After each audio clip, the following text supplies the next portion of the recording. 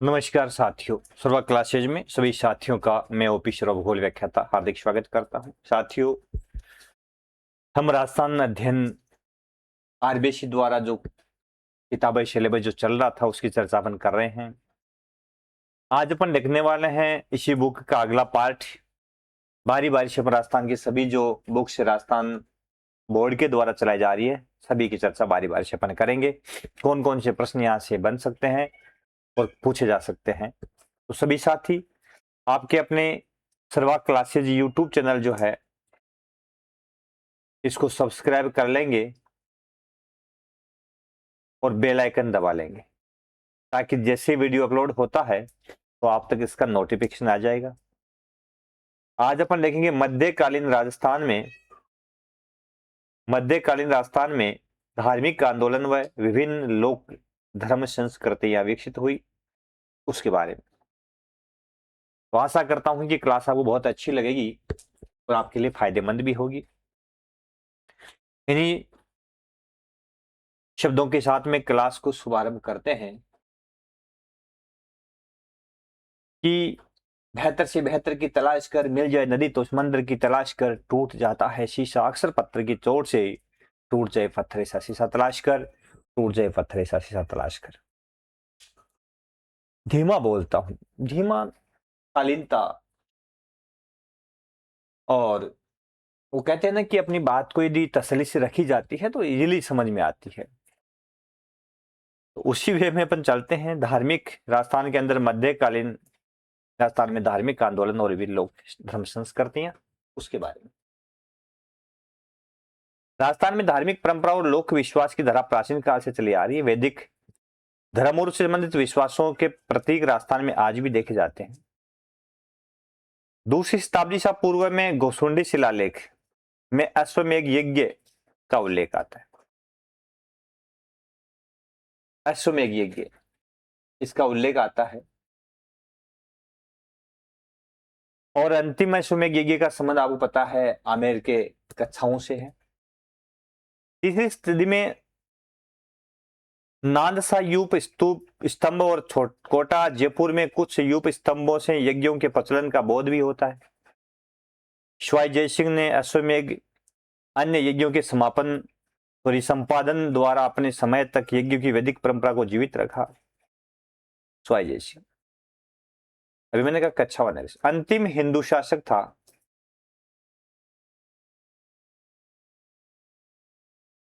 जिसने अश्वमेघ यज्ञ करवाया था, ठीक है ना, शिवाजी जय सिंह। राजस्थान में 12वीं शताब्दी तक मुख्य देव के रूप में ब्रह्म और सूर्य की पूजा होती थी। कौन सी शताब्दी तक? 12वीं शताब्दी तक। यानी यहां तक मुख्य रूप से ब्रह्मा और सूर्य की ही पूजा होती थी। वास्तव में प्रकृति ही सबसे महत्वपूर्ण है, इसलिए क्योंकि इसमें ही सब कुछ वो कहे तो संभव है। प्रकृति में सब कुछ संभव है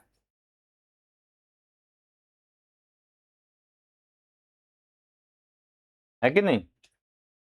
प्रकृति में सब संभव है। सूर्य संपूर्ण सृष्टि को चलाने वाला सिस्टम है जो संपूर्ण पृथ्वी को नहीं अन्य ग्रहों को भी ऊर्जा देता है। एक ही मात्र ऐसा ऊर्जा का सोर्स है।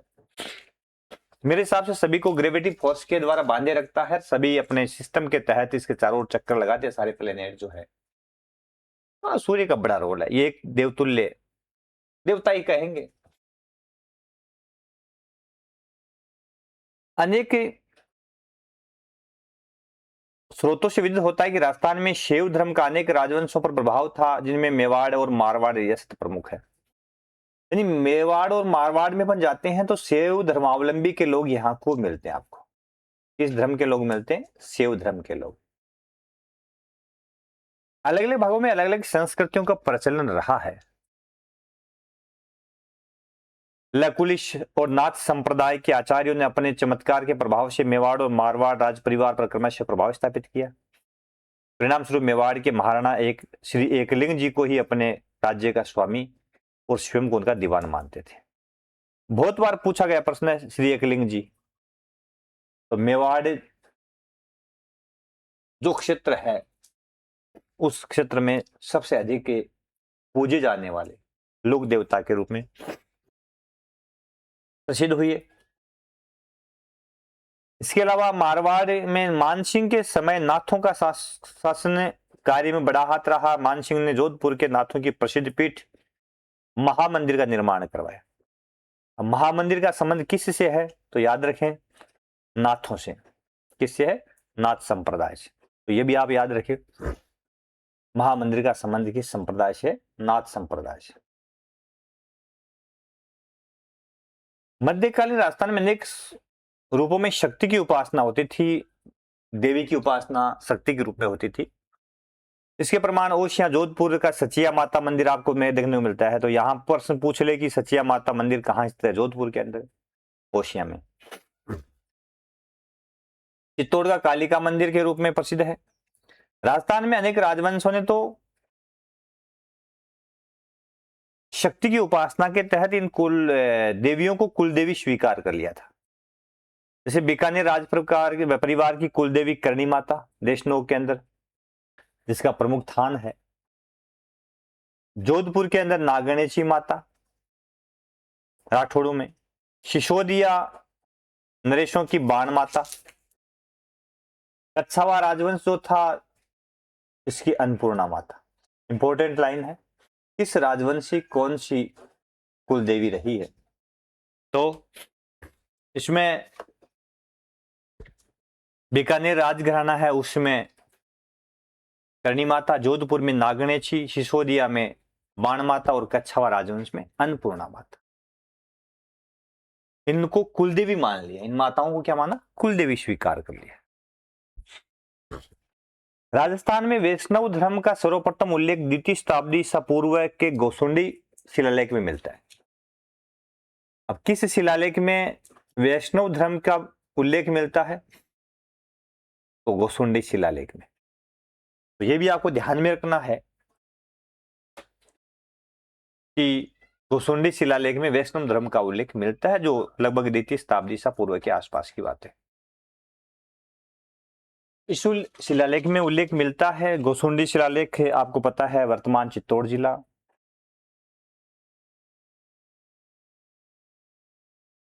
नगरी मध्यमिका, यहां मुख्य रूप से यह शिलालेख है जो दूसरी शताब्दी पूर्व का है। लगभग 887 के आसपास में इसकी खोज की गई और देवदत्त विष्णु भंडारकर जो था, डीआर भंडारकर ने मुख्य रूप से इसके खोज की थी। इसको मतलब पढ़ा था, लगभग इसमें क्या लिखा है उसका सबसे पहले पढ़ने का प्रयास किया था भंडारकर ने। तो ये घोसुंडी शिलालेख नगरी चित्तौड़गढ़ के अंदर है। तो यहाँ वैष्णव धर्म के बारे में इसमें उल्लेख मिलता है। राजस्थान में वैष्णव धर्म के प्रमाण के रूप में महाराणा कुंभा के समय खड़िया गांव में कृष्ण मंदिर, चित्तौड़गढ़ और तथा कुंभलगढ़ में कुंभ श्याम मंदिर मिलता है। उदयपुर में जगदीश मंदिर मिलता है। नाथद्वार में श्रीनाथ जी मंदिर मिलता है। जोधपुर में घनश्याम जी का मंदिर मिलता है। तो आदि वैष्णव धर्म के होने के प्रमाण है ना, मध्यकाल के अंदर। नारी संत के रूप में मीरा अपने समय कृष्ण भक्ति की अनुपम उदाहरण है। मेरे तो गिरधर गोपाल दूसरों ने कोई, तो यह उल्लेख वास्तव में मिलता ही है।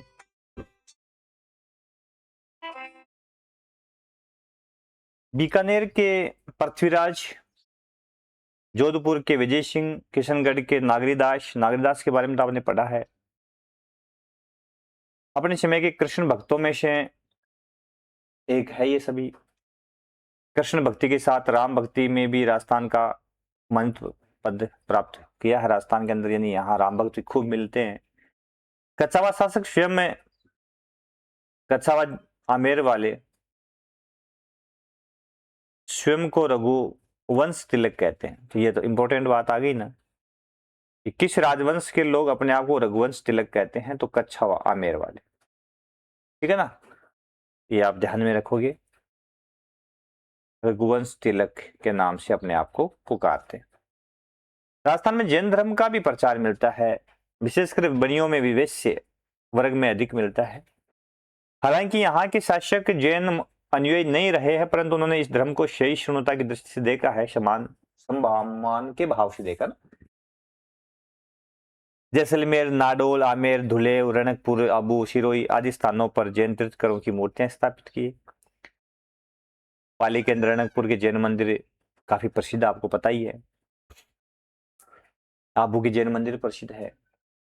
जैन धर्म की प्रभावना से संबंधित अनेक शिलालेख उपलब्ध है जो जैन धर्म की राजस्थान में होने की प्रगति का प्रकाश डालते हैं। राजस्थान में जैन धर्म की सबसे बड़ी देन यह है कि इस धर्म के अनेक विद्वान साथियों ने सहस्त्रों की संख्या में हस्तलिखित ग्रंथों की रचना की। इनमें निहित ज्ञान हमारे लिए आज भी एक बड़ी निधि बना हुआ है। इस्लाम धर्म की बात करें तो इस्लाम राजस्थान में 12वीं शताब्दी में अधिक प्रगतिशील रहा, क्योंकि 12वीं शताब्दी के आसपास में अलाउद्दीन खिलजी का प्रसार इस भाग में रहा। इस वजह से हो सकता है कि सूफी संत ख्वाजा मोइनुद्दीन हसन चिश्ती अजमेर में दरगाह, सूफी संत ख्वाजा मोइनुद्दीन हसन चिश्ती, मोहम्मद गोरी का 1191 में आक्रमण के दौरान पृथ्वीराज चौहान तृतीय के शासनकाल में भारत आए तो उस समय इस्लाम धर्म का प्रचार प्रसार यहाँ पे हुआ। इन शासकों ने अजमेर को अपना केंद्र बनाया और यहाँ जहां से इसका जालोर, नागौर, मांडल, चित्तौड़गढ़ आदि स्थानों पर प्रचार प्रसार भी हुआ। नागौर में प्रसिद्ध सूफी संत हमीदुद्दीन नागौरी की दरगाह स्थित है। यह प्रश्न बहुत बार पूछा गया है कि नागौर के अंदर किस संत की दरगाह है, तो हमीदुद्दीन नागौरी की दरगाह। अजमेर के बाद राजस्थान में इस्लाम के प्रमुख केंद्र के रूप में विख्यात सूफी संतों ने अपने चारित्रिक बल से मध्ययुगीन धार्मिक आक्रोश को कम करने में सफलता प्राप्त की। इतना ही नहीं, राजस्थान के अनेक शासकों द्वारा मस्जिदों के निर्माण के लिए अनुदान भी दिए, यह उल्लेख भी मिलता है। अजमेर की दरगाह शरीफ को अजीत सिंह और जगत सिंह द्वारा गांवों को भेंट के स्वरूप दिए जाने का वर्णन मिलता है। देखो, ये बहुत अच्छी लाइन है कि अजमेर दरगाह को सहायता देने के लिए अजीत सिंह ने और जगत सिंह ने कई गांव भेंट किए ताकि इस दरगाह जो है उसका उत्थान हो सके, जिसके परिणाम स्वरूप राजस्थान में 18वीं शताब्दी तक हिंदू मुस्लिम वैमनस्य का विशेष रूप नजर नहीं आता। तो अच्छी बात है, ये एक अच्छा संकेत भी है। हिंदू धर्म और मुस्लिम धर्म एकता का परिचायक भी है। राजस्थान के लोकमानस में लोकदेवों के रूप में नई प्रवृत्ति दिखाई देती है, जहां जिन लोगों ने त्याग और आत्म बलिदान से अपने देश की सेवा की, नैतिक जीवन बिताया, उनको देवत्व यानी लोक देवता का स्थान देकर पूजा जाने लगा। ऐसे लोकप्रिय देवों में गोगा जी का स्थान आता है, सदरेवा चोरू जहां जन्म हुआ, पाबू जी का स्थान आता है, तेजा जी का स्थान आता है, देव जी का आता है, मल्लिनाथ जी का आता है, आदि प्रमुख लोक देवताओं का स्थान आता है।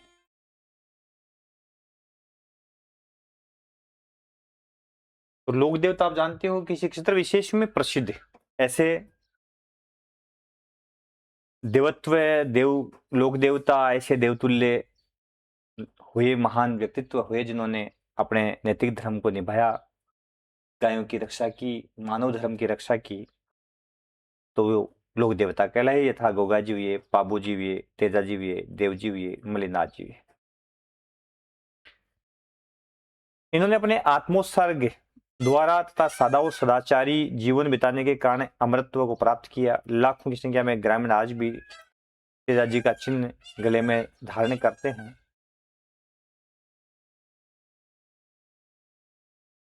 इन विविध लोक देवताओं की उपासना प्रायः विश्वास पर आधारित है, आपको पता ही है।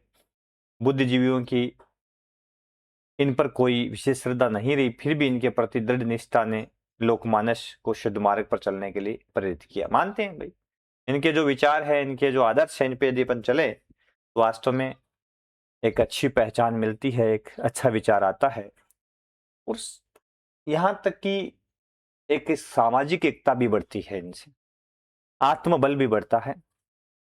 राजस्थान में जाट परिवार में जन्मे संत धन्ना के विचारों में रहस्यवाद और रूढ़िवाद का शून्य देखा जा सकता है।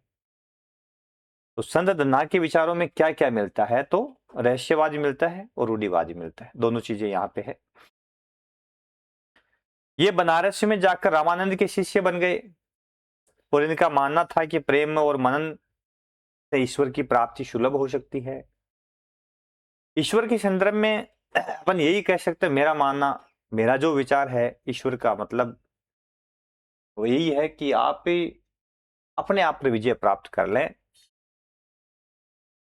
और आप यदि प्रकृतिमय हो जाते हैं, अपनी इंद्रियों पर आप विजय प्राप्त कर लेते हैं, प्रकृतिमय हो जाते हैं, वासनाओं से परे हो जाते हैं, तो आप ईश्वर की प्राप्ति कर लेते हैं। ऐसा ही है। पीपाशर में जन्मे जाम्बोजी पंवार वंशी राजपूत थे। तो जाम्बोजी पीपाशर में जन्म, जाम्बोजी किस वंश से है? तो पंवार वंशीय राजपूत कुल में पैदा हुए। ये सांप्रदायिक संकीर्णता और कुप्रथाओं कुरीतियों के विरोधी रहे। इन्होंने समाज सुधारक की भांति विधवा विवाह पर बल दिया। अच्छी लाइन है। ऐसा कौन सा लोक देवता हुआ जिसने विधवा विवाह पर बल दिया? तो कौन हुए? जाम्बोजी।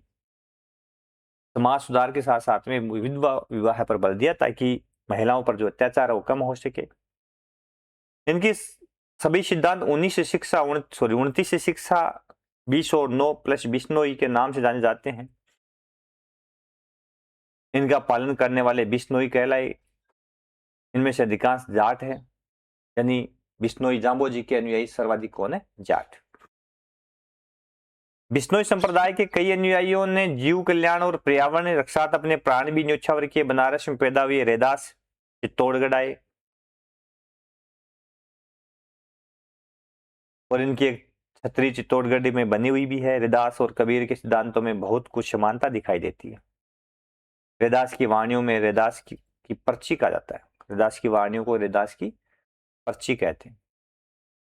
और ये ऐसे संत वे हैं जो उस समय विशेष में, आपको पता जातिवाद बहुत ज्यादा होता था, विभिन्न जातियों को अछूत मानते थे, तो इन्होंने अपने ज्ञान के बल पर लोगों को प्रभावित किया और लोग इनके अनुयायी बने।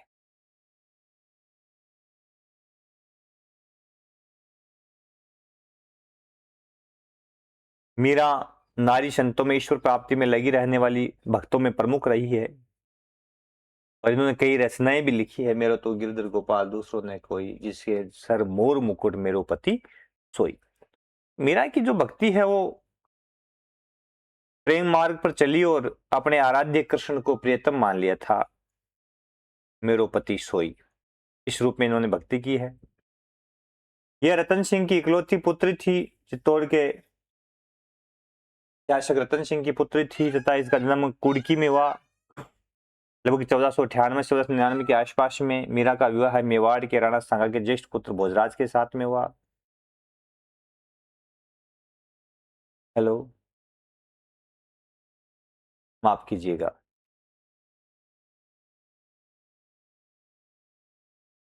तो मीरा मेरे रतन सिंह राठौड़, दिमाग डाइवर्ट हो गया था, बाहर देखने लग गया था, माफ कीजिएगा, कभी कभार निकल जाता है मोस्ट। रतन सिंह राठौड़ मेड़ता के अंदर इनका जन्म होता है, कुड़की ग्राम में, वर्तमान नागौर का जो इलाका है, यहाँ पे 1498-1499 के आसपास में। इनकी शादी मेवाड़ घराने में होती है, राणा सांगा के पुत्र भोजराज के साथ में।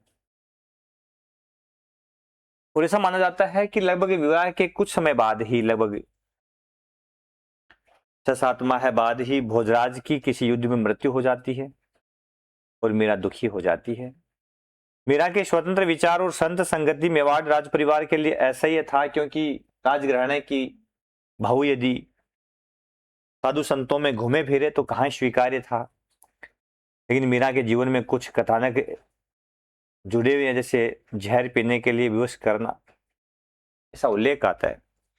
इसका प्याला राणा भेजा, काफी लोग गाते हैं इसको।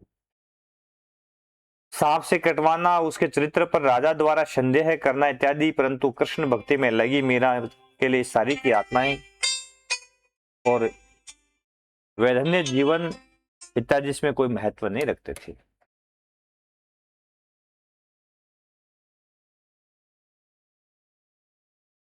मीरा कहती थी कि मारो तो गिरधर गोपाल दूजो न कोई, मीरा की दृष्टि से समृद्धि, वैभव, संसार के सुख, उच्च पद और सम्मान सब मिथ्या है। क्योंकि उसने भगवान की भक्ति की, कृष्ण की भक्ति की और अपने आप को कृष्ण में एकाकार कर लिया था। मैंने अभी कहा ना, मेरा मानना यही है कि ईश्वर की प्राप्ति का मतलब ये है, आप यदि अपने इंद्रियों पे विजय प्राप्त कर लेते हैं और पूर्ण रूप से आप ये कहें कि अपने आप पर कंट्रोल कर लेते हैं, जन सेवा करते हैं, मानव सेवा करते हैं, लोभ लालच से परे निकल जाते हैं, तो वास्तव में ईश्वर की प्राप्ति आपको हो जाती है।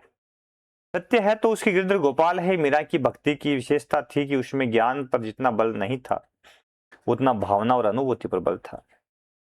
ऐसा प्रचलित है कि मीरा वृंदावन में रहते हुए, द्वारिका में रहते हुए 1740 के लगभग नृत्य करते करते रणछोड़ जी की मूर्ति के में लीन हो गई थी। हालांकि इसमें कितनी सच्चाई है, इस पर कोई अपन टिप्पणी नहीं करना चाहेंगे। मूर्ति में विलीन होना एक शरीर का, मुझे लगता है कि ऐसा नहीं है, लेकिन उस मंदिर में उन्होंने प्राण त्याग दिए। भगवान में इतनी ज्यादा रम चुकी थी, उसने वहीं पे अपने प्राण त्याग दिए। नवीन शोध से स्थापित हुआ है कि महात्मा गांधी भक्ति आंदोलन में के संत नरसिंह मेहता के साथ मीरा से काफी प्रभावित थे। वे मीरा को अन्याय के विरुद्ध संघर्ष करने वाली सत्याग्रही महिला के रूप में देखते थे, जिससे ही मीरा आज भी लोकमानस पटल पर प्रभावी है। नानी बाईराव, नरसिंह जी का मायरा, मीरा की कुछ रचनाएं भी है। दादू पंथ के प्रवर्तक दादू धर्म संबंधी स्वतंत्र विचारकों में प्रमुख संत वे हैं। उनकी मृत्यु 1605 में नारायणा जयपुर में हुई थी। तो नारायणा का संबंध किस संप्रदाय से है, तो ये बहुत बार पूछा गया प्रश्न है। तो दादू पंथ से संबंधित है नारायणा। नारायण की गद्दी पर दादू पंथ की प्रधान पीठ मानी जाती है। इनके 52 शिष्य 52 स्तंभ कहलाते हैं। 52 स्तंभ, 52 शिष्य दादू पंथ के 52 स्तंभ कहलाते हैं। सुंदरदास जी, रज्जब जी इनमें प्रमुख है, जिन्होंने दादू पंथ स्वीकार किया। दादू आमेर के कच्छावा शासक मानसिंह के समकालीन माने जाते हैं। कबीर की भांति दादू रूढ़ियों, विविध पूजा पद्धतियों के विरुद्ध थे, क्योंकि कबीरदास जी भी रूढ़िवाद के खिलाफ थे। वो कहते थे कि माला फेरत जुग बया फिरान, मन का फेर कर का मन का डारी दे, मन का फेर कंकर पत्र जोरी के मशीद ली चुना, जामे मुल्ला बांग दे क्या बहरा बया खुदा। तो वास्तविकता यह है कि उस समय, आज से 600 साल पहले, इन्होंने इन आडंबर, मूर्ति पूजा, इन्होंने ईश्वर को निराकार माना है। वे कहा करते थे कि ईश्वर एक है, जिसके दरबार में हिंदू मुसलमान का कोई भेदभाव नहीं है, क्योंकि सभी ईश्वर की संतान है। दादू की उपासना निरंजन और निर्गुण ब्रह्म की प्राधान्यता को लेकर है। दादू की सबसे बड़ी विशेषता है कि प्रचार में स्थानीय भाषा का प्रयोग करते हैं। इन्होंने ढूंढारी भाषा को अपनाया। दादू पंथ के लोग, क्योंकि जयपुर के आसपास के नारायणा, ढूंढारी भाषा को अपनाया। उनकी भाषा में गुजराती, पश्चिमी, हिंदी, पंजाबी शब्दों का प्रयोग भी है। इसी कारण हिंदी संत साहित्य में दादू की वाणी का महत्वपूर्ण स्थान है। वाणी शब्द दादू की वाणी से संबंधित है, ये भी आप ध्यान में रखें। और हिंदी साहित्य में इसका बड़ा रोल इसलिए है कि ये इसमें हिंदी वर्ड है। कबीर और दादू के विचारों में सुधारवादी भावना के रूप में समानता मिलती है। इसके विपरीत कबीर के कहने में उग्रता झलकती है, तो दादू में विनम्रता, ये चैन, दोनों में फर्क है। कबीरदास जी उग्र थे, स्पष्ट कहना। चलती चाकी देख के दिया कबीरा रोई, दो पाटों के बीच में इसका बुत बचा। यानी उस समय की दो संप्रदाय के बीच की जो कुंठा थी, उसको दूर करने के लिए उन्होंने कई प्रकार के व्यंग्यात्मक लेख भी लिखे। दादू द्वारा प्रतिपादित इस पंथ में प्रेम एक ऐसा धागा है जिसमें गरीब और अमीर बांधे जा सकते हैं और जिसकी एक सूत्रता विश्व कल्याण का मार्ग प्रशस्त कर सकती है। फिर आता लालदासी संप्रदाय। संस्थापक संत लालदास, जन्म धौलीदूब गांव जिला अलवर में हुआ। इन्होंने भी हिंदू मुस्लिम दोनों धर्मों की अच्छाइयों को अपनाया।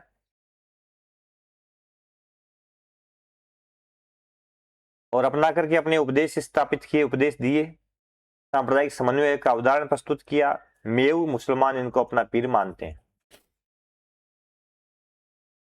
ये निर्गुण ब्रह्म के उपासक और समाज सुधारक थे। इनका निधन नगला में हुआ था। निर्गुण ब्रह्म, सगुण नहीं, निर्गुण ब्रह्म के उपासक थे। इसके बाद में सबसे महत्वपूर्ण लोक देवता कामड़िया पंथ के संस्थापक रामदेव जी का जन्म उड़ू कश्मीर बाड़मेर में हुआ था। उड़ू कश्मीर बाड़मेर में हुआ था। इंपॉर्टेंट लोक देवता। इन्होंने समाज में छुआछूत और ऊंच नीच के भेदभाव का विरोध कर हिंदू मुस्लिम एकता के समन्वय के लिए प्रयास किया था। तो सामाजिक भेदभाव दूर करने के लिए, विशेष रूप से छुआछूत को दूर करने के लिए रामदेव जी ने प्रयास किया। सबसे अच्छा विचार यही से स्टार्ट होता है। इनके समाधि स्थल रामदेवरा रोनीचा में है, जो जैसलमेर जिले में स्थित है। इनकी स्मृतियों में आयोजित रामदेवरा मेले में हजारों लोग प्रतिवर्ष जाते हैं, आपको पता ही है। इस मेले की मुख्य विशेषता सांप्रदायिक सद्भावना है। इस मेले में कामड़िया पंथ के लोगों द्वारा 13 ताल नृत्य किया जाता है। ये बहुत बार पूछा गया प्रश्न है। कामड़िया पंथ द्वारा कौन सा नृत्य किया जाता है? 13 ताल नृत्य। इंपॉर्टेंट। रामदेव जी को हिंदू विष्णु का अवतार मानते हैं, मुस्लिम इसको राम सा पीर कहते हैं, यानी पीरों के पीर के नाम से मानते हैं। तो हिंदू इसको किसका अवतार मानते हैं? रामदेव जी को विष्णु का अवतार, और ये इनको पीरों का पीर कहते हैं।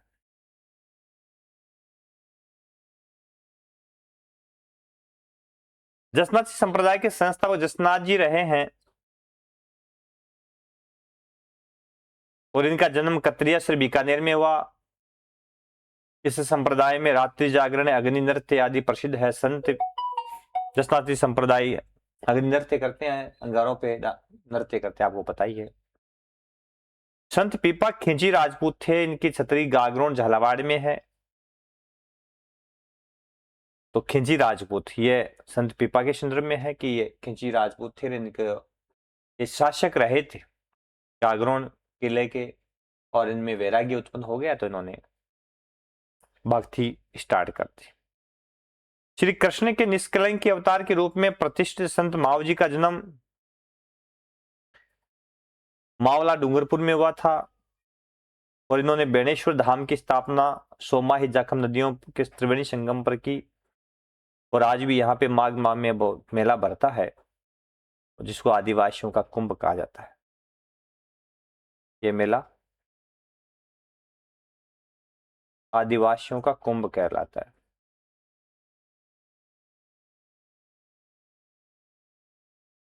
काफी प्रसिद्ध भी है। और भी लोक देवता ये हैं, जैसे वर्तमान टोंक जिले में सोडा ग्राम में विजय वर्गीय वैश्य परिवार में जन्मे संत रामचरण 18वीं सदी के राजनीतिक धार्मिक ह्रास के काल में जन्म लेकर इस समय की क्षतिपूर्ति की। इन्होंने अपने विचारों से को मूर्त रूप देने के लिए अनुभवाणी की रचना की। तो अब महत्वपूर्ण लाइन है अनुभवाणी, संत रामचरण का है ग्रंथि। रामश ने ही संप्रदाय का प्रचलन किया, जिसकी प्रधान पीठ शाहपुरा भीलवाड़ा के अंदर है।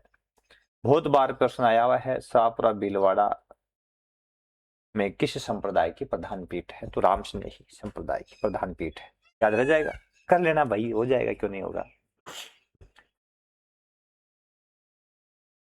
इन्होंने अपने अनुयायियों को राम नाम का मंत्र देकर मानवता का संदेश दूर दूर तक फैलाया। ये निर्गुण उपासक थे। अतः रामश ने ही मत को मानने वाले मूर्ति पूजा नहीं करते। इस पंथ में नैतिक आचरण, गुरु महिमा, सत्यनिष्ठा, धार्मिक अनुशासन आदि बल दिया गया था। तो मूर्ति पूजा का विरोध तो इसमें भी है, इसमें रामस्नेही संप्रदाय में। इस प्रकार मध्यकालीन धार्मिक आंदोलन और लोक विश्वासों ने राजस्थानी समाज में न्यूनाधिक नवजागरण की अलग जगह। इस काल की धार्मिक सांस्कृतिक गतिविधियों ने सभी हिंदू और दलित जाति को एक वर्ग मानकर पंथों की सीमाएं बनाई, जिसमें विधर्मी होने के अवसर कम हो गए। भारतीय जनता एक सूत्र में बंधी, वास्तव में एक अच्छा लोगों को जोड़ने का अच्छा प्रयास था ये, वास्तव में जोड़ा, लोगों के बीच जो भेद थे उनको कम किया। उसके बाद में राजस्थान के मध्यकालीन प्रमुख ऐतिहासिक एवं सांस्कृतिक स्थल अचलगढ़, दूसरी सबसे ऊंची चोटी भी आपको बताया। आबू के निकट अवस्थित अचलगढ़ पूर्व मध्यकालीन परमारों की राजधानी रहा है। महत्वपूर्ण लाइन है। यहां अचलेश्वर महादेव का प्राचीन मंदिर भी है। कुंभा द्वारा निर्मित कुंभ स्वामी का मंदिर यहीं अवस्थित है। अब पूछ ले कि इसमें क्या क्या चीजें है, तो अचलेश्वर महादेव मंदिर है, कुंभ स्वामी मंदिर है, इसका निर्माण कुंभा ने करवाया। दुर्साडा की बनवाई गई स्वयं की पीतल की मूर्ति भी है अचलेश्वर महादेव मंदिर के सामने, बहुत अच्छी बात है। अचलेश्वर पहाड़ी पर अचलगढ़ दुर्ग स्थित है, जिससे राणा कुंभा ने बनवाया था। ये कुछ ऐतिहासिक स्थल रहे हैं। अब अजमेर चले अपन, तो अजमेर की बात करेंगे तो प्राचीन आधुनिक राजस्थान के मध्य में स्थित अजमेर नगर की स्थापना 12वीं शताब्दी में चौहान शासक अजय देव ने की थी, आपको पता ही है। यहाँ के मुख्य स्मारकों में कुतुब ऐबक द्वारा निर्मित 2.5 दिन का झोपड़ा, जो पहले आपको पता है ये संस्कृत पाठशाला थी जिस विग्रहराज चतुर्थ ने बनवाई थी। फिर कुतुबुद्दीन ऐबक ने इसको 2.5 दिन के झोपड़े में कन्वर्ट कर दिया। सूफी संत ख्वाजा मोइनुद्दीन चिश्ती की दरगाह है भी यहाँ पे है। सोनी जी की नसियां जैन मंदिर का, जिस पर सोने का काम किया हुआ है, बहुत महत्वपूर्ण है। अजय राज द्वारा निर्मित तारागढ़ दुर्ग है, तारागढ़ पहाड़ी पर है। अकबर द्वारा बनाया गया किला, जिसको मैगजीन कहते हैं, जो मुख्य रूप से अंग्रेजों के समय शस्त्रागार रहा था, बहुत महत्वपूर्ण है। ये मैगजीन फोर्ट वर्तमान में संग्रहालय के रूप में है। यह स्मरण रहे कि ख्वाजा साहिब की दरगाह है, सांप्रदायिक सद्भाव का जीवंत नमूना है। यहाँ चौहान शासक रणोराज आनाजी द्वारा निर्मित आना सागर झील भी है अजमेर में, रणोराज ने बनवाई थी। इस झील के किनारे पर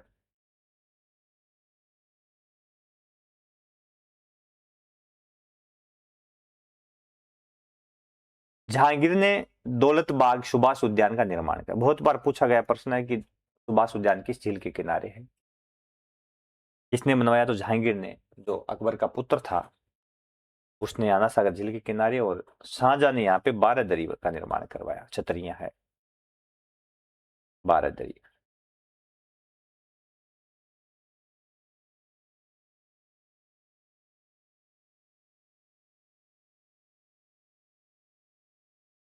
अलवर 18वीं शताब्दी में महाराव राजा प्रताप सिंह ने अलवर राज्य की स्थापना की थी। तो अलवर की स्थापना किसने की है? राव राजा प्रताप सिंह ने अलवर की स्थापना की। अलवर का किला, जो बाला किला के नाम से प्रसिद्ध है, बाला दुर्ग, अलवर का किला बाला दुर्ग के नाम से प्रसिद्ध है, अलवर में स्थित है। तो बाला किला पता है आपको, काफी प्रसिद्ध है अलवर का किला, बाला किला। 16वीं सदी में एक अफगान अधिकारी हसन खां मेवाती ने का निर्माण करवाया था। अलवर के अंदर मूसी महारानी की छतरी, बहुत बार पूछा गया प्रश्न है कि मूसी महारानी की छतरी कहाँ पे स्थित है, तो अलवर के अंदर।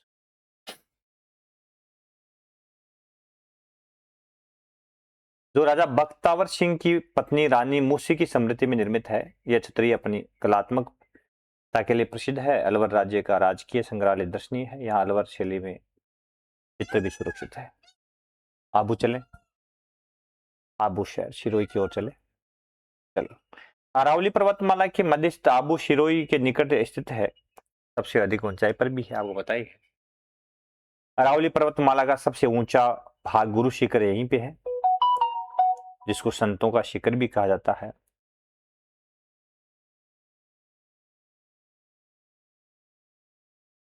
सत्रह सौ 22 मीटर ऊंचाई है। अरावली पर्वतमाला सबसे ऊंचा शिखर यहीं पे है। महाभारत में आबू की गणना तीर्थ स्थानों में की गई है। आबू अपने देलवाड़ा जैन मंदिर के लिए प्रसिद्ध है। यहाँ का विमल शाह द्वारा निर्मित आदिनाथ का मंदिर काफी प्रसिद्ध है। बहुत बार पूछा गया प्रश्न है कि आदिनाथ मंदिर का निर्माण किसने करवाया था, तो विमल शाह ने। वास्तुपाल तेजपाल द्वारा निर्मित नेमिनाथ का मंदिर उल्लेखनीय है, तो नेमिनाथ का मंदिर का निर्माण किसने करवाया, वास्तुपाल तेजपाल ने। आबू के देलवाड़ा के जैन मंदिर अपनी नक्काशी, सुंदर मीनाकारी, पच्चीकारी के लिए भारतवर्ष में काफी फेमस है। इन मंदिरों का निर्माण 11वीं सदी और 13वीं शताब्दी में किया गया। यह मंदिर श्वेत संगमरमर से निर्मित है। यहाँ श्वेत पत्थर पर इतनी बारीक खुदाई की गई है जो अन्यत्र नहीं मिलती। आबू पर्वत को अग्निकुल के राजपूतों की उत्पत्ति का स्थान बताया गया है। ये अपने पढ़ाई राजपूतों की उत्पत्ति के लिए अलग अलग मत।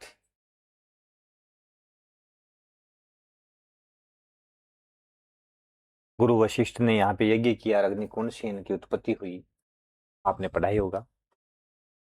अगला प्रमुख स्थल है आमेर।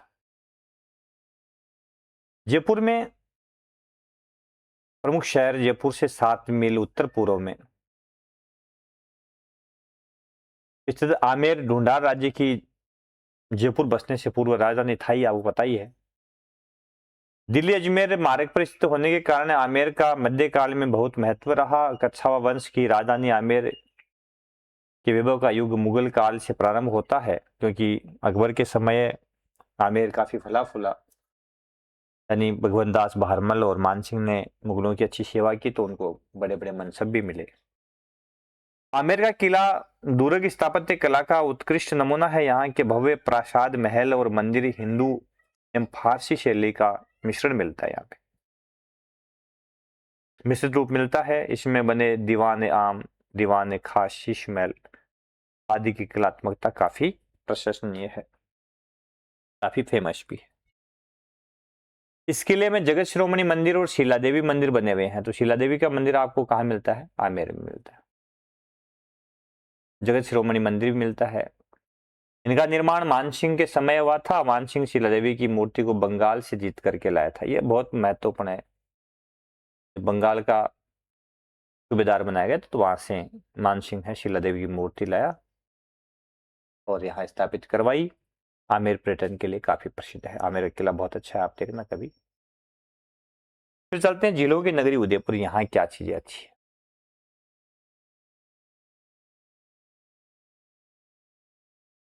महाराणा उदय सिंह ने 16वीं शताब्दी में इस शहर की स्थापना करवाई थी। 16वीं शताब्दी में यहाँ के महल विशाल परिसर में अपनी कलात्मकता के लिए प्रसिद्ध है।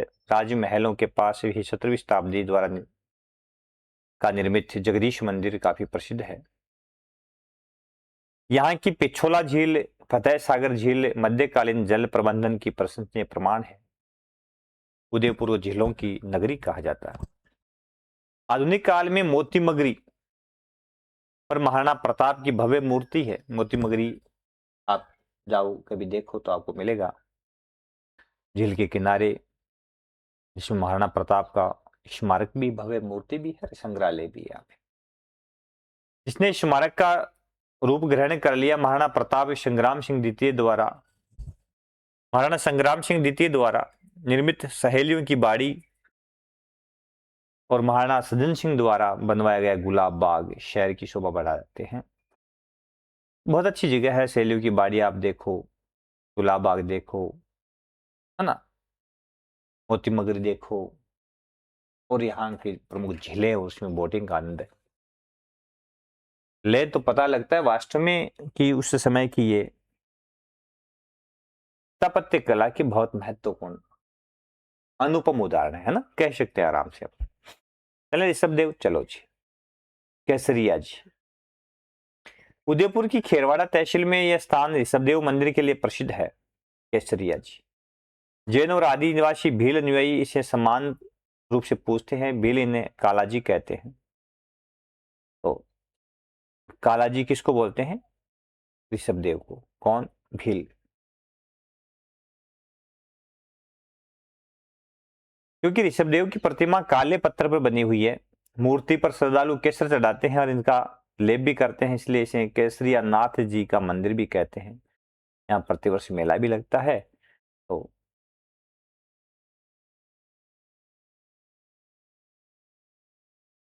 केसरी नाथ जी है ना, केसर का लेप, इसके लिए प्रसिद्ध है। उसके बाद में ओसियां जोधपुर चले। चलो जी। जोधपुर जिले में स्थित ओसियां पूर्व मध्यकालीन मंदिरों के लिए विख्यात है। यहाँ जैन हिंदू मंदिर 9वीं और 12वीं शताब्दियों के मध्य निर्मित है। यहाँ के जैन मंदिर स्थापत्य के उत्कृष्ट नमूने हैं। महावीर स्वामी के मंदिर के तोरण द्वार और स्तंभों पर जैन धर्म से संबंधित शिल्प अंकन दर्शनीय है। यहाँ के सूर्य मंदिर, सचिया माता मंदिर, ओसियां के अंदर सूर्य मंदिर भी है, सचिया माता मंदिर भी है।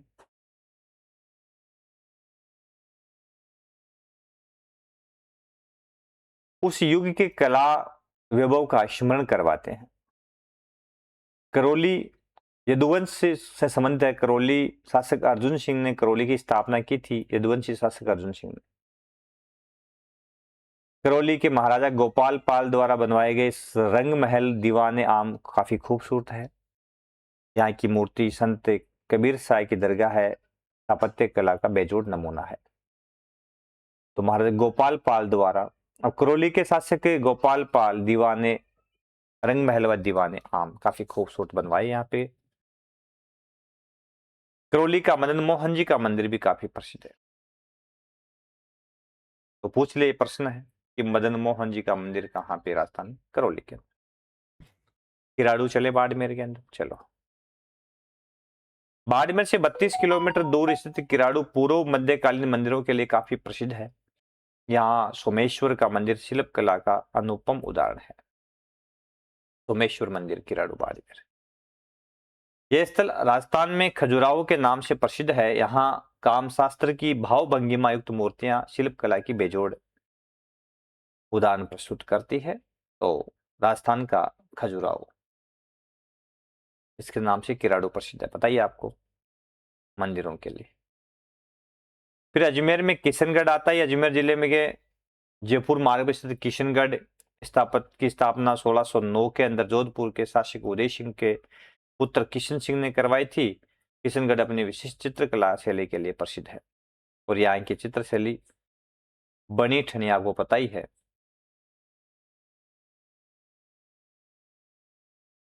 काफी प्रसिद्ध है। नागरिकदास का संबंध यहीं से आपको बताइए। केशवराय पाटन बूंदी चलें तो यह शहर भी महत्वपूर्ण है। बूंदी जिले में चंबल नदी के किनारे स्थित केशवराय पाटन बूंदी ने 17 साल द्वारा 17वीं शताब्दी में यहाँ विशाल केशव विष्णु मंदिर बनवाया था। तो केशव मंदिर का संबंध किस देवता से है? पूछ ले तो विष्णु भगवान का मंदिर है ये। तो ये भी आप ध्यान में रखोगे। यहाँ पर जैनियों का तीर्थंकर मुनि सुवर्त नाथ का प्रसिद्ध मंदिर भी है। पास में कोटा चलें तो कोटा की स्थापना 13वीं शताब्दी में बूंदी के शासक समरसी के पुत्र जेत सिंह ने की थी।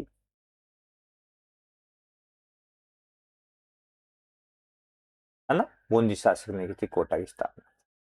उसने कोटा के स्थानीय शासक कोटिया भील को परास्त कर उसका नाम कोटा रखा था। कोटिया भील को परास्त करने के कारण इसका नाम कोटा रख दिया। शाहजहां के प्रमाण से 17वीं शताब्दी के प्रारंभ में ही बूंदी से अलग होकर कोटा स्वतंत्र राज्य के रूप में अस्तित्व में आया। 1857 क्रांति के दौरान कोटा राज्य के क्रांतिकारियों ने बढ़ चढ़कर हिस्सा लिया था। ये भी आपको पता ही होगा कि इन्होंने काफी बढ़ चढ़ के भाग लिया था। कोटा में क्षारबाग की छतरियां राजपूत स्थापत्य कला के सुंदर नमूने। अब क्षारबाग की छतरियां कहाँ स्थित है? तो कोटा में। यह इंपॉर्टेंट लाइन आ गई, प्रश्न पूछ सकते हैं।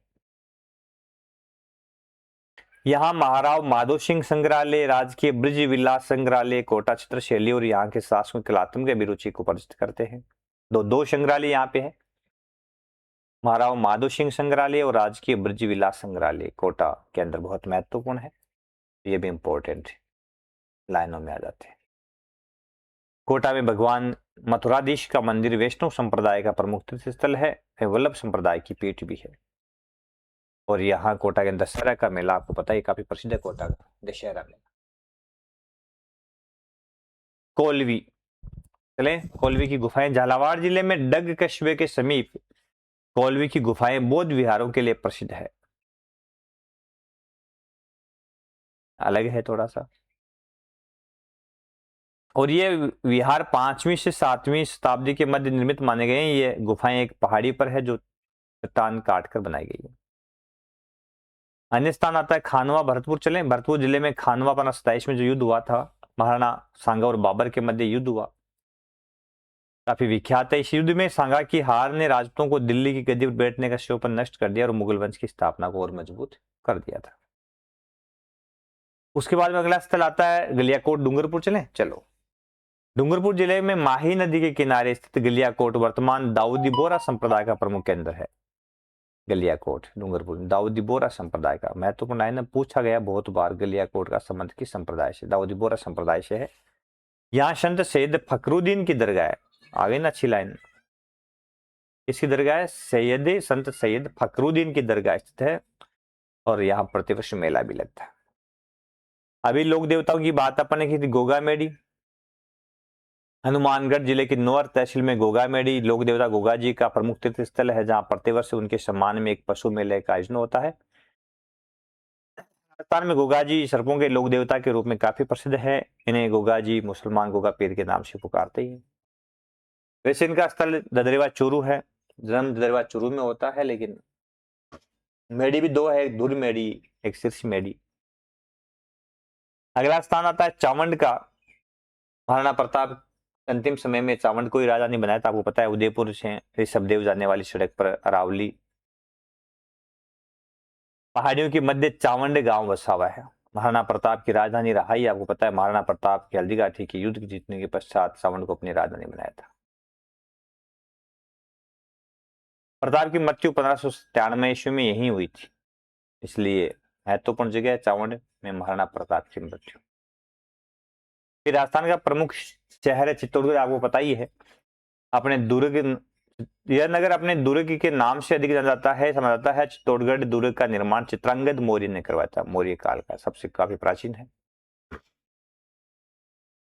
समय समय चित्तौड़ दुर्ग का विस्तार होता रहा है। चित्तौड़ दुर्ग को दुर्गों का शिरमौर कहा जाता है।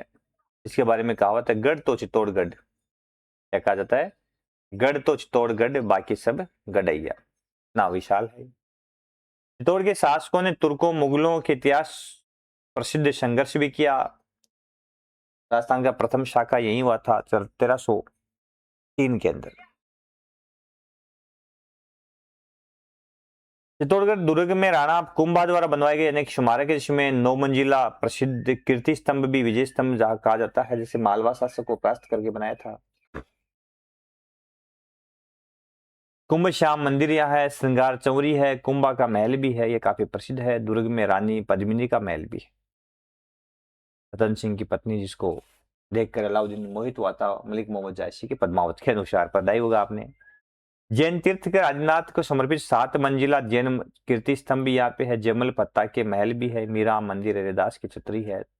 तुलजा भवानी मंदिर भी है, आदि काफी प्रसिद्ध भी है। फिर अपना राजधानी जयपुर चले, तो यहां पर देखेंगे कि राज्य भारत का पेरिस और गुलाबी नगर के नाम से प्रसिद्ध राजस्थान का राजधानी जयपुर की स्थापना 1727 में सवाई जयसिंह ने करवाई थी। कच्छावा राजाओं की राजधानी का महत्व अपने स्थापना काल से रहा है। यहाँ के स्थापत्य में राजपूत मुगल स्थापत्य का मिश्रण इसलिए देखा जाता है कि मुगलों के साथ वैवाहिक संबंध स्थापित कर लिए थे कच्छाओं ने, और यहाँ पे दोनों के मिश्रण का स्वरूप आसानी से देखा जा सकता है यहाँ की वास्तुकला के अंदर। यहाँ का सिटी पैलेस जयपुर के राज परिवार का निवास स्थल रहा है। सिटी पैलेस के पास ही गोविंद देव जी का मंदिर है, जो सवाई जय सिंह द्वितीय द्वारा बनवाया गया। सवाई जय सिंह द्वितीय द्वारा स्थापित वेदशाला जंतर मंत्र भी है, जो इसका विशेष महत्व है। यहाँ स्थापित सम्राट यंत्र विश्व की सबसे बड़ी और घड़ी शोर घड़ी के रूप में प्रसिद्ध है। नाहरगढ़ का किला, हवा महल, रामनिवास बाग, अल्बर्ट हॉल संग्रहालय आदि प्रसिद्ध है। तो ये जयपुर में आपको मिल जाएंगे। जालोर, ऐसा माना जाता है कि जालोर जाबालीपुर प्राचीन नाम जाबालीपुर था ही इसका, है ना। प्राचीन काल में महर्षि जाबाली की तपोभूमि था, इसलिए इसका नाम जाबालीपुर। जालोर के प्रसिद्ध शासक कानर देव यही हैं। 1307 में यहाँ पे हमला हुआ था, आपको पता ही है।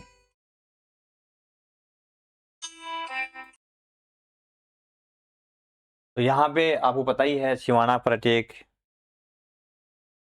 1308, 1311, सिवाना, जालोर, अलाउद्दीन खिलजी 1301, 1303, 1301, रणथंभौर 1303, चित्तौड़, इसी वे में यहीं पे अटैक हुआ था है। कानरदेव ने अलाउद्दीन खिलजी से लंबे समय तक लोहा लिया। रण जालोर के सुवर्णगिरी दुर्ग का निर्माण परमार राजपूतों ने करवाया। यहाँ परमार इस भाग में थे, आपने पढ़ाई है। सुवर्णगिरी दुर्ग में वैष्णव और जैन मंदिर, सूफी संत मलिक शाह का मकबरा है। ये बहुत अच्छी लाइन है यहाँ पे, मलिक शाह का मकबरा कहाँ पे स्थित है? तो जालौर के अंदर।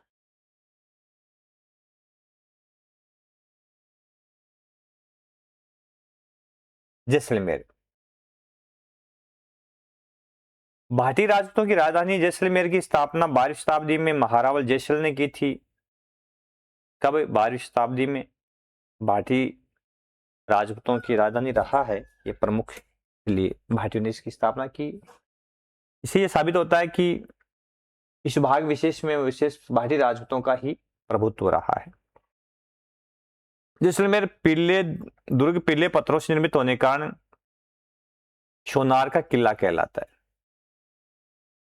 दुर्ग में अनेक वैष्णव जैन मंदिर बने हैं। अपनी विशेष शिल्पकला की उत्कृष्टता के कारण काफी विख्यात भी है। जैसलमेर का जीनभद्र ज्ञान भंडार प्राचीन ताड़पत्रों एवं पांडुलिपियों कई भाषाओं के ग्रंथों के लिए प्रसिद्ध है। आगे ना अच्छी लाइन, जैसलमेर का जीनभद्र ज्ञान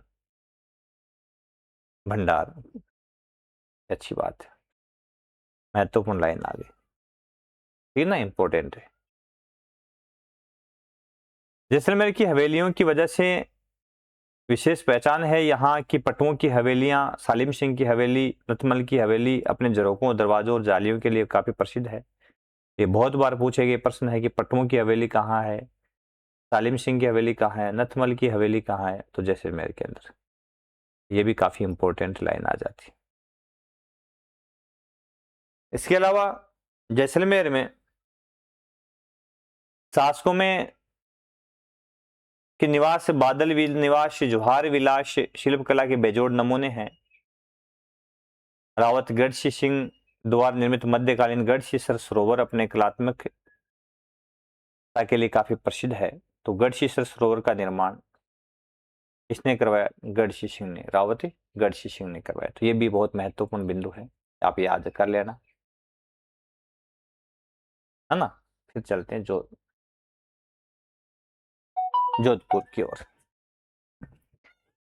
जोधपुर नगर की स्थापना 1459 ईस्वी में राव जोधा ने की थी। जोधपुर के मेहरानगढ़ दुर्ग का निर्माण राव जोधा ने शुरू किया था। मेहरानगढ़ आपको पता ही है, चित्तीडैटू पहाड़ी पर है, जिसमें कालांतर में विस्तार होता रहा है। इस दुर्ग को मयूर ध्वज के नाम से भी जानते हैं। किस किले को मयूर ध्वज कहते हैं? तो मेहरानगढ़ को। इस दुर्ग में फूल महल, मोती महल, चामुंडा देवी का मंदिर दर्शनीय है। दुर्ग के पास ही जसवंत थड़ा है।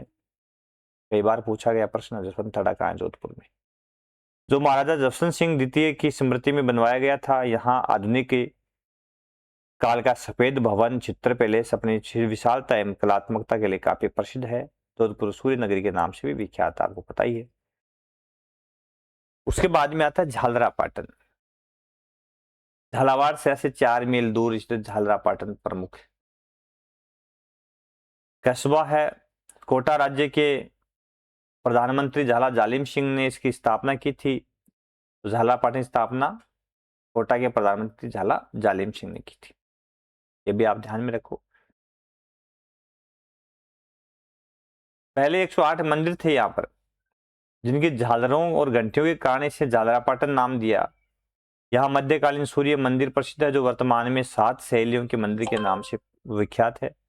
यहाँ का शांतिनाथ का जैन मंदिर विशाल भव्य है। शांतिनाथ जैन मंदिर कहाँ स्थित है, ये बहुत बार पूछा गया प्रश्न है, याद कर लो, झालरापाटन के अंदर। ठीक है, चलो जी टोंक चलते। 17वीं शताब्दी में एक ब्राह्मण ने 12 ग्रामों को मिलाकर टोंक की स्थापना की थी। एक ब्राह्मण ने गांव बसाया, टोंक शहर बसाया। 19वीं शताब्दी के प्रारंभ में अमीर खान ने टोंक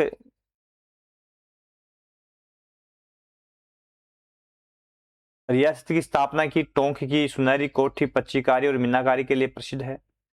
टोंक के अरबी और फारसी शोध संस्थान, जो आधुनिक काल का है, में हस्तलिखित उर्दू, अरबी, फारसी ग्रंथों का विशाल संग्रह है। फिर है डूंगरपुर।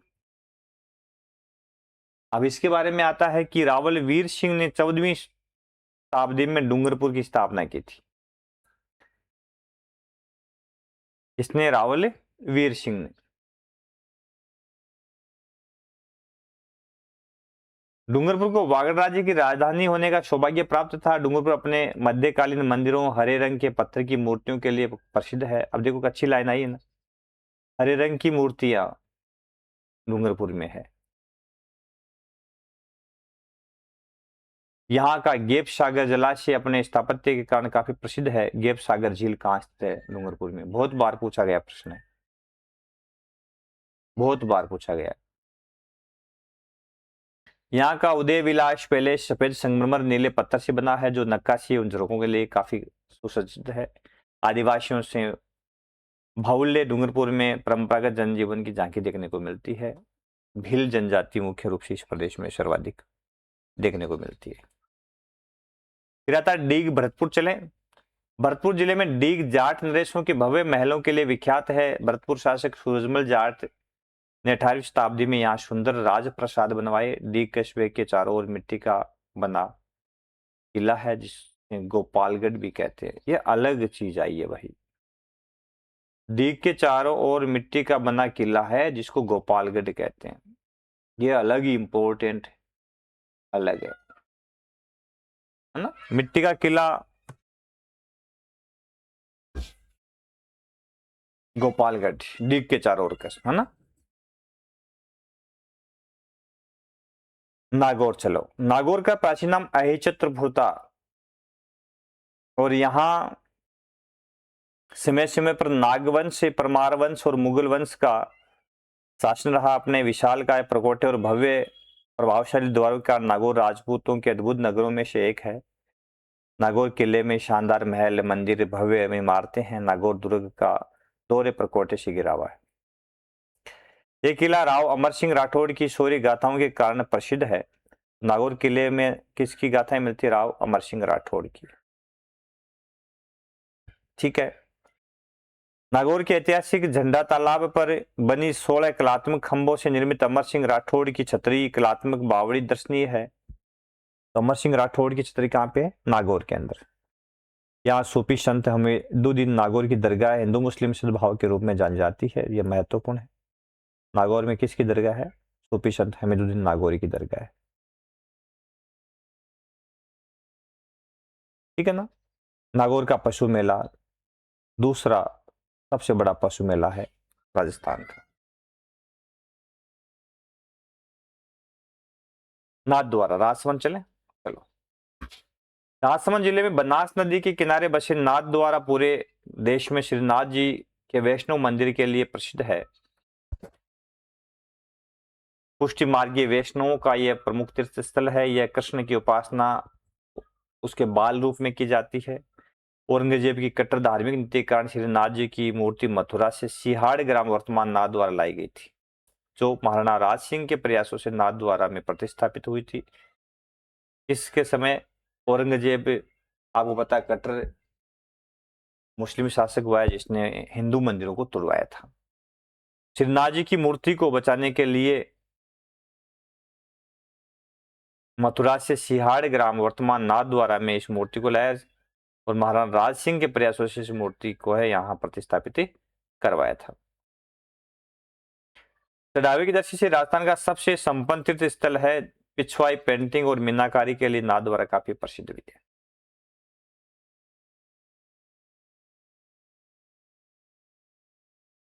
पुष्कर बूढ़ा तीर्थ अजमेर के निकट पुष्कर हिंदुओं का एक प्रसिद्ध तीर्थ स्थान है। पद्म पुराण में इसकी महिमा का बखान भी है। पुष्कर ताल के घाटों पर स्नान करना अत्यंत पुण्य का काम माना जाता है। तीर्थराज पुष्कर में प्राचीन चतुर्मुखी ब्रह्मा मंदिर है।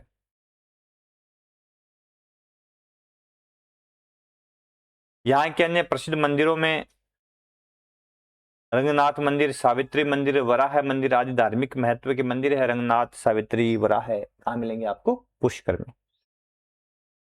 पुष्कर में प्रतिवर्ष कार्तिक महीने में मेले का आयोजन होता है। यह मेला न केवल विभिन्न पशुओं की खरीद फरोख्त का माध्यम बल्कि विदेशी पर्यटकों के आकर्षण का केंद्र भी है। वर्तमान में पुष्कर को अंतर्राष्ट्रीय महत्व प्राप्त है। फिर अगला प्रमुख नगर है बूंदी। चलो राव देवा ने 13वीं शताब्दी में बूंदी राज्य की स्थापना की थी। किसने की? राव देवा ने। तो बूंदी किस शताब्दी का है? 13वीं शताब्दी का।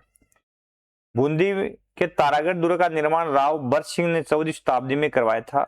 तो तारागढ़ एक तो अजमेर में है, एक बूंदी में है। इसका निर्माण राव राजा बर्ज सिंह ने करवाया है। बूंदी के शासक शत्रुसाल हाड़ा मुगल उत्तराधिकार युद्ध के दौरान धर्मत की लड़ाई में 1658 में मारा गया। और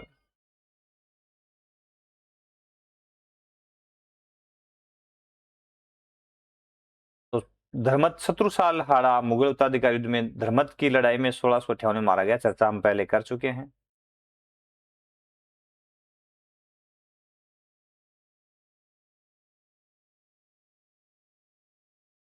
जब औरंगजेब और अपने भाइयों के साथ में लड़ाई चल रही थी उत्तराधिकार की, शाहजहां बूढ़ा हो गया था, तो ये भाई आपस में लड़ रहे थे, आपको पता ही है।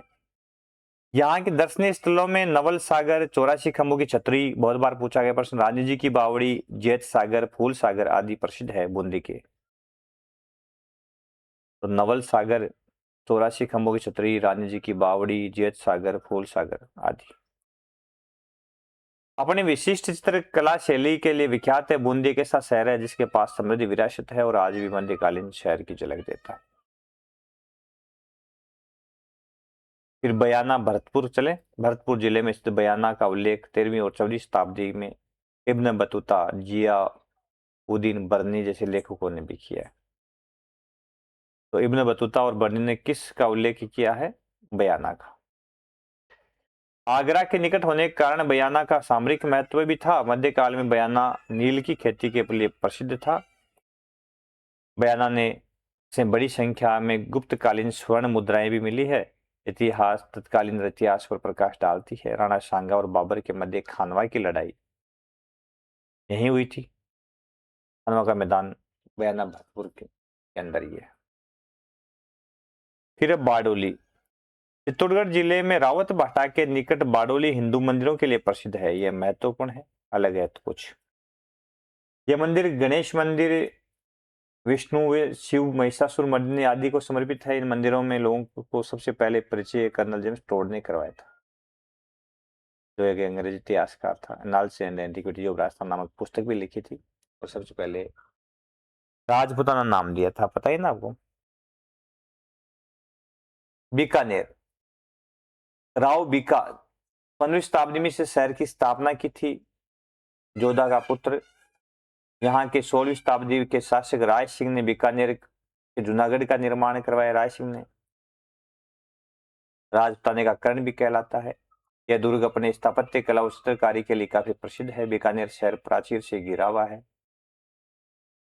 जिसमें 5 दरवाजे बने हैं। लाल सफेद पत्थरों से निर्मित रतन बिहारी जी का मंदिर है। लालगढ़ पैलेस है। पार्श्वनाथ का ऐतिहासिक जैन मंदिर भी यहाँ पे है।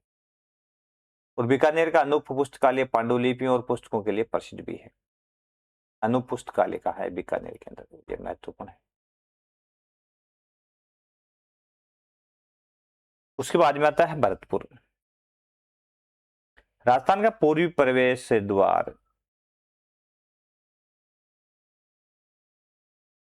जाट शासक बदन सिंह ने इसकी स्थापना करवाई थी 18वीं शताब्दी के उत्तरार्ध में। उसके उत्तराधिकारी सूरजमल ने भरतपुर राज्य का विस्तार भी किया, इसे शानदार महलों से अलंकृत किया। मिट्टी की मोटी दोहरी प्राचीरों से घिरा भरतपुर का किला अपनी अभेद्यता के कारण लोहागढ़ दुर्ग के नाम से प्रसिद्ध है।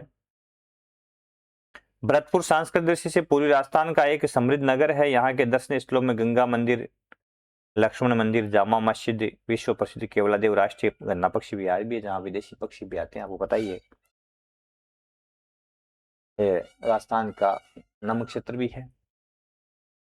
भीनमाल, जालोर चले। जालोर जिले में भीनमाल का संबंध प्राचीन इतिहास से रहा है। संस्कृति के प्रख्यात कवि माघ ने अपने ग्रंथ शिशुपाल वध में इसका उल्लेख मिलता है। ये बहुत अच्छी बात है, भीनमाल का संस्कृत प्रख्यात कवि माघ के ग्रंथ में भी इसका उल्लेख है। और चीनी यात्री वेनसांग ने भी भीनमाल की यात्रा की थी, तो ये अच्छी लाइन है, इंपॉर्टेंट। फिर आता है मंडावा, झुंझुनू चले, जहाँ की हवेलियां प्रसिद्ध है। झुंझुनू के मंडावा शेखावाटी अंचल का सबसे महत्वपूर्ण कस्बा है। यहाँ बड़ी संख्या में पर्यटक आते हैं। इस कस्बे के चारों रेगिस्तानी टीले हैं। यहाँ स्थित शेठों की हवेलियां प्रसिद्ध है, ठीक है ना। इस पर भित्ति चित्र भी बने हैं, कलात्मक दृष्टि से अलग भी है। गोयनका की हवेली और लाडियों की हवेली काफी महत्वपूर्ण है। अब ये दो हवेलियां देखो, पटुओं की हवेली वो जैसलमेर वाली बात तो आगे, लेकिन गोयनका की हवेली और लाडियों की हवेली कहाँ पे है? झुंझुनू में, मंडावा के अंदर, काफी प्रसिद्ध भी है। उसके बाद में चले मंडोर, जोधपुर। चलो जी, जोधपुर के पास मंडोर पूर्व मारवाड़ की राजधानी भी रहा है। मंडोर दुर्ग के अंदर विष्णु और जैन मंदिरों के खंडहर भी है। ये यहाँ स्थित मंडोर उद्यान में मंडोर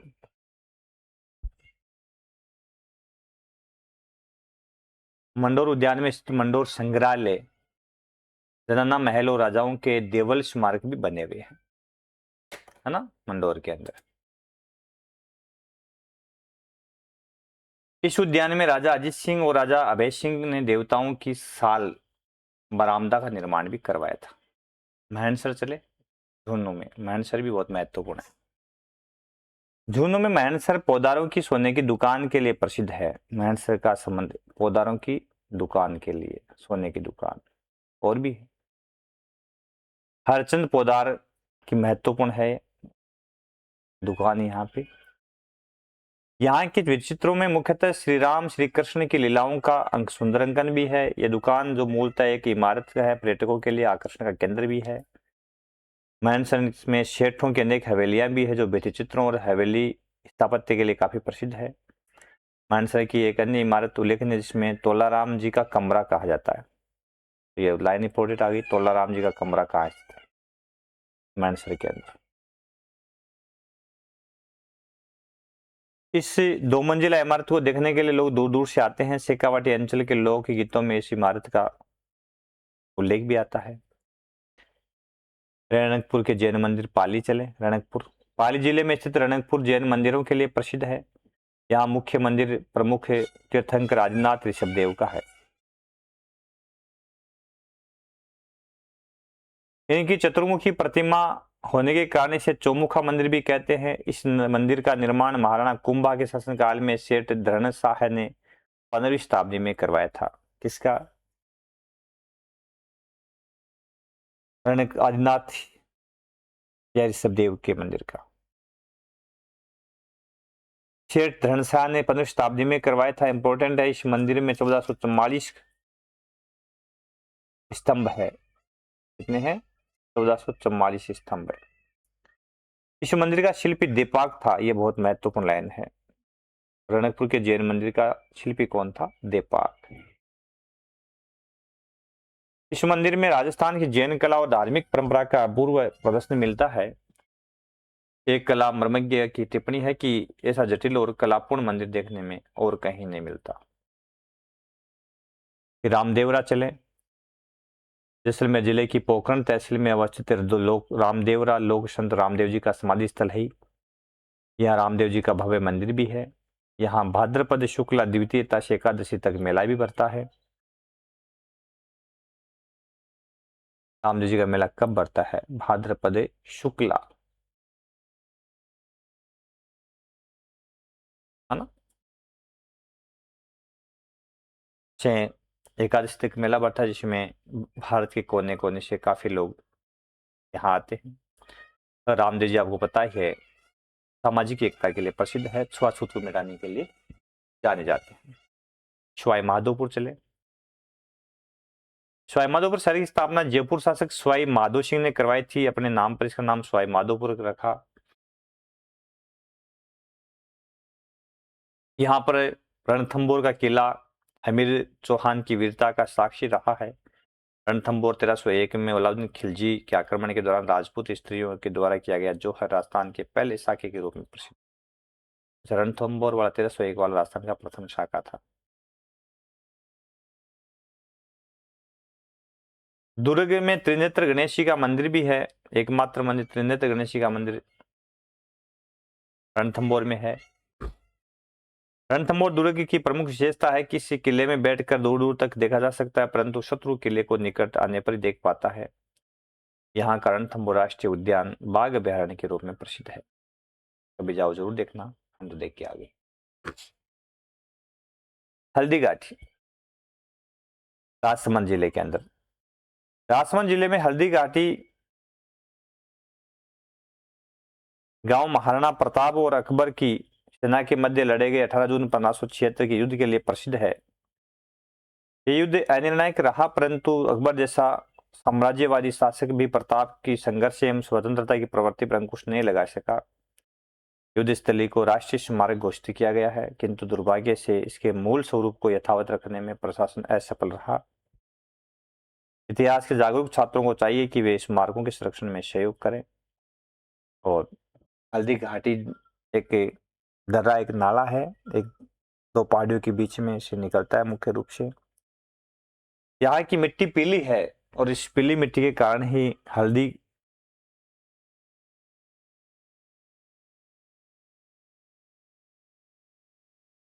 रंग की होने के हल्दी घाटी कहा जाता है इसको।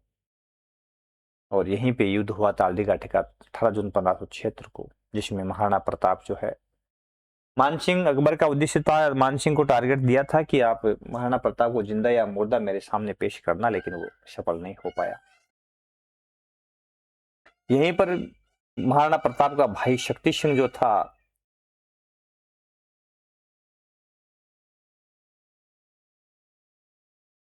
इस भाई ने अपने भाई की सुरक्षा यहाँ पे की थी।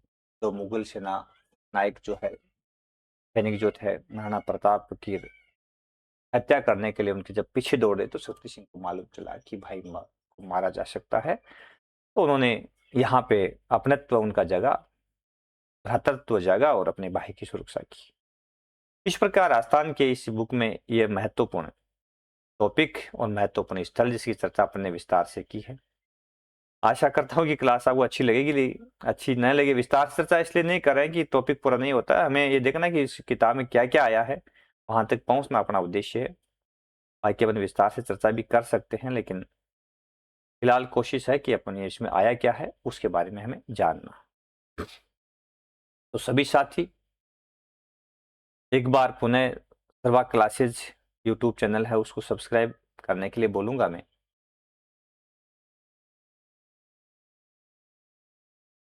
शानदार जियोग्राफी की क्लासें और इस प्रकार आसन अध्ययन के लिए आप हमसे जुड़ सकते हैं। क्लास अच्छी लगे तो शेयर अवश्य करना, चैनल को लाइक शेयर और सपोर्ट अवश्य करना। आज की क्लास में इतना ही लेते हैं। आज की क्लास से विदा अपने शब्दों के साथ में कि जब नाव जल में छोड़ दी, तूफानी में मोड़ दी, दे दी चुनौती सिंधु को, फिर धार क्या मझधार क्या, कह मृत्यु को वरदान ही, जब मरना लिया ठार ही, तो फिर हार क्या फिर जीत क्या, फिर हार क्या फिर जीत क्या। धन्यवाद। जय हिंद, जय भारत। थैंक यू साथियों।